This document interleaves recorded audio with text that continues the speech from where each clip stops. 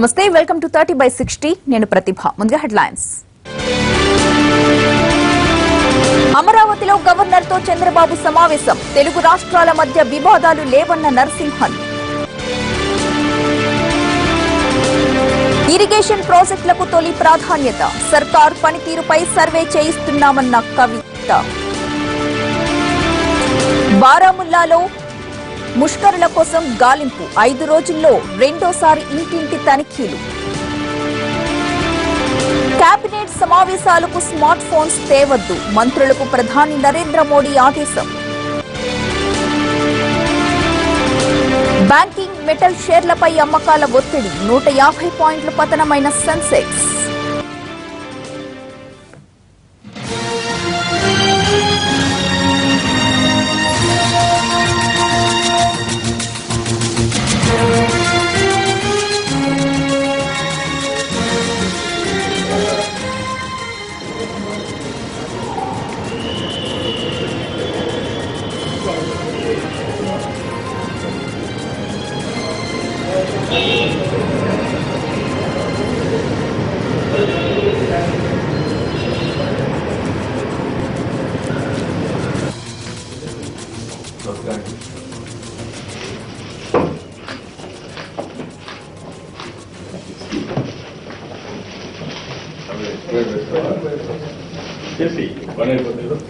Governor నరసింహన్తో సమావేశమైన AP CM Chandrababu పలు కీలకమైన అంశాలపై చర్చించారు. దాదాపుగా 2.5 గంటల పాటు ఈ భేటీ జరిగింది. ప్రభుత్వ వ్యవహారాలు, పరిపాలన అంశాలను గవర్నర్ కు వివరించినట్లు చంద్రబాబు చెప్పారు. అటు హైదరాబాద్ లోని సచివాలయ భవనాలను తెలంగాణ సర్కారుకు అప్పగించే అంశంపైన కూడా చర్చ జరిగింది. ప్రభుత్వం, పార్టీలో చర్చించిన తరువాత దీనిపై ఓ నిర్ణయం తీసుకుంటామని చెప్పారు చంద్రబాబు.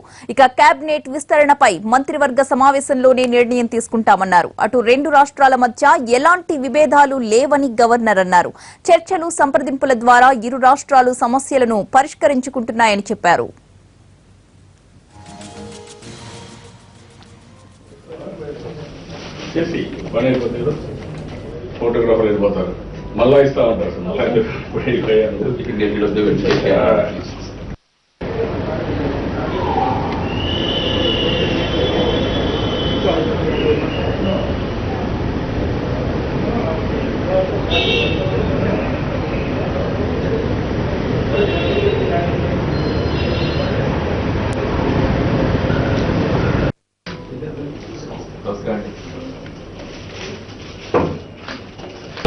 ఏమి disputes ఏం లేవండి సార్.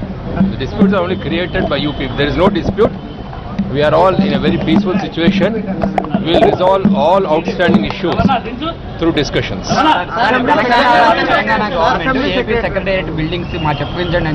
చూస్తామండి. When the thing comes, we will handle things as and when they come.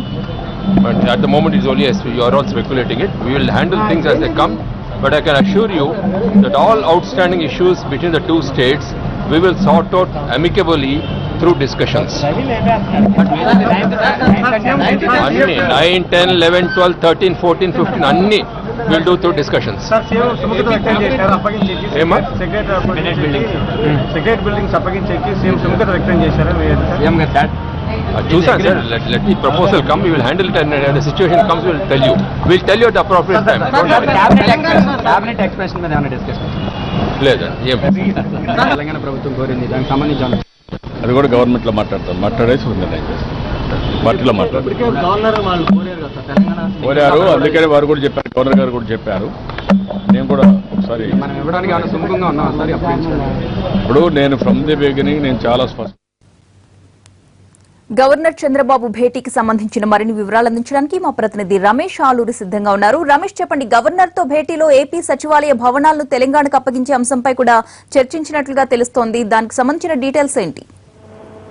పోలీసులు అమరవీరుల దినోత్సవంలో పాల్గొనేందుకు నిన్న సాయంత్రం గవర్నర్ విజయవాడ ఇచ్చారు. అయితే ఈ రోజు ఆ కార్యక్రమం తర్వాత ముఖ్యమంత్రి గవర్నర్ హోటల్లో మర్యాదపూర్వకంగా కలుసుకున్నారు. ఈ భేటీ దాదాపు 1.5 గంటల పాటు కొనసాగింది. పలు రాజకీయ, పరిపాలనకు సంబంధించినటువంటి అంశాలపై లోతైన చర్చ జరిగినట్లుగా సమాచారం అందుతా ఉంది. 2 రాష్ట్రాల మధ్య ఉన్నటువంటి 9th, 10th షెడ్యూల్స్ లో సంస్థల విభజనతో పాటు కొన్ని 2 రాష్ట్రాలలో అపరిష్కృతంగా ఉన్నటువంటి సమస్యలపై కూడా గవర్నర్ తో చర్చించినట్టుగా తెలుస్తుంది. మరోవైపు గవర్నర్ హైదరాబాద్ లోని ఏపీ సచివాలయ భవనాలను తిరిగి తెలంగాణ ప్రభుత్వానికి అప్పగించే అంశాన్ని ఈ భేటీలో ప్రస్తావించినట్లుగా ఆ సమాచారం. దానికి సూత్రప్రాయంగా చంద్రబాబు అంగీకారం తెలిపారు. కేబినెట్ లో ప్రభుత్వంలో మరోసారి చర్చించి దీనిపై అధికారికంగా ప్రకటన విడుదల చేస్తానని తన అభిప్రాయం చెబుతానని ముఖ్యమంత్రి గవర్నర్ కు స్పష్టం చేశారు. వీటితో పాటు నీటి పంపకాలకు సంబంధించి తెలంగాణ ప్రభుత్వం చేస్తున్న ఆరోపణలు, ఢిల్లీలో కొద్ది రోజుల క్రితం జరిగినటువంటి మీటింగ్, వాటి పర్యవసాయాలపై కూడా ఈరోజు గవర్నర్ తో జరిగినటువంటి ఈ భేటీలో ఒక చర్చకు వచ్చింది. మొత్తంగా చూసుకుంటుంటే తెలంగాణ ప్రభుత్వం ఏదైనా ఒక అంశాన్ని లేవనెత్తి దానిపై తమ స్పందన కోరితే స్పందించేందుకు, వారు అడిగిన దానికి వెంటనే ఆన్సర్ చేసేందుకు తాము సిద్ధంగా ఉన్నామని, సానుకూలంగా చర్చల ద్వారానే ప్రతి అంశాన్ని కూడా పరిష్కరించుకోవాలని మొదటి నుండి తాను చెప్తున్నానని గవర్నర్ దగ్గర ముఖ్యమంత్రి అభిప్రాయం వ్యక్తం చేశారు. అందులో భాగంగానే సచివాలయ భవనాలు, ఖాళీ అయినటువంటి ఆంధ్రప్రదేశ్ సచివాలయ భవనాలను తిరిగి ఇచ్చే విషయంలో ముఖ్యమంత్రి సూత్రప్రాయంగా అంగీకరించినట్టుగా మనకు తెలుస్తా ఉంది. Right, thank you Ramesh. చిన్న జిల్లాలతో ఇబ్బంది అన్న లోకేష్ వ్యాఖ్యలపై కవిత ఘాటుగా స్పందించారు. లోకేష్ తన పరిధి దాటి మాట్లాడుతున్నారని విమర్శించారు ఆమె. తెలంగాణ నిర్ణయాల్లో ఏపీ జోక్యం అనవసరమన్నారు కవిత.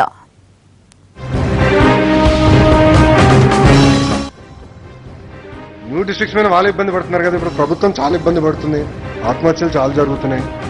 చాలా చిన్న జిల్లాలు, 6 మండలాలు చాలా చిన్న జిల్లాలు జరిగింది. చూద్దాం పరిపాలన ఎంతవరకు వస్తుందో గమనిద్దాం.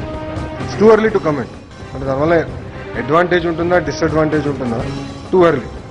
కానీ ఏంటంటే మరీ అంత చిన్న జిల్లాలైనా కూడా అడ్మినిస్ట్రేషన్ కాస్ట్ విపరీతం పెరిగిపోతుంది.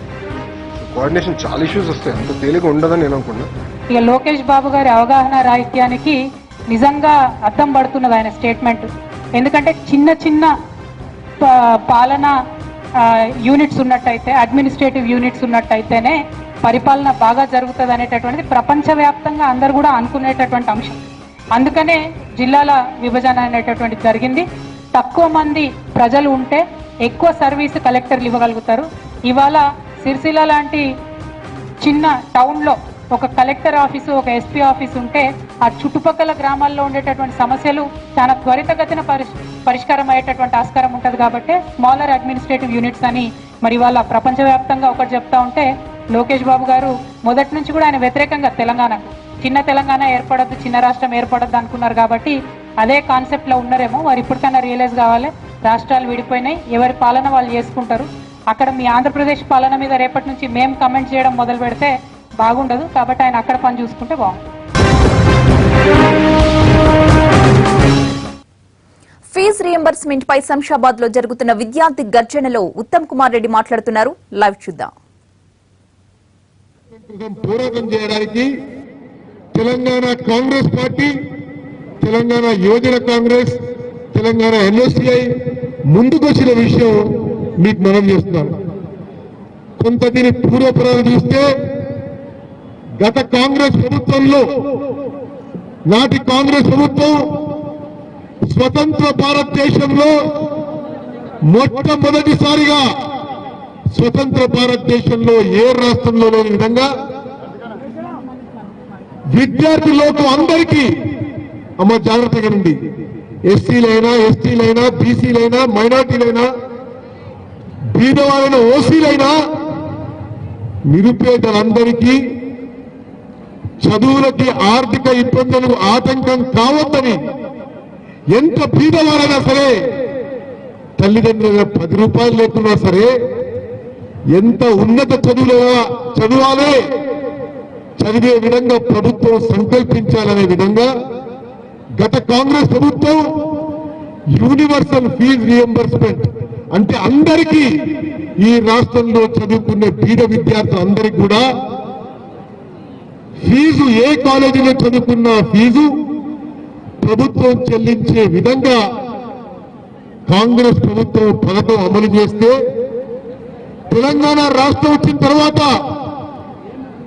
మీరందరూ, నా చెల్లెళ్ళు, నా తమ్ముళ్ళు, ఈ తెలంగాణ విద్యార్థులు మరింత బాగుపడతారని చెప్పి మేము అనుకున్నాం. కానీ ఈరోజు తెలంగాణలో టీఆర్ఎస్ ప్రభుత్వం వచ్చిన తర్వాత ఫీజు రియంబర్స్మెంట్ పూర్తిగా పక్కన పెట్టి వేలాది ప్రైవేట్ కళాశాలలో inter, degree, PG, B pharmacy, MBA, MCA, engineering అన్ని కాలేజీలకి ఫీజు రియంబర్స్మెంట్ ఆపేసిన ఘనత ముఖ్యమంత్రి కేసీఆర్ గారు అని పనిచేస్తున్నారు. శాసనసభలో మార్చిలో అన్నాడు, శాసనసభలో మార్చిలో ఫీజు రియంబర్స్మెంట్ పూర్తిగా మార్చి చివరికి కానీ ఏప్రిల్ చివరికి కానీ మరి పూర్తి చేస్తా అని చెప్పిండు. ఆ తర్వాత నెల నెలా ఫీజు రియంబర్స్మెంట్ ఇస్తాడు. కానీ ఈ ముఖ్యమంత్రి గారు, ఈ కేసీఆర్ గారు దేనికి మాట నిలబెట్టుకోరు.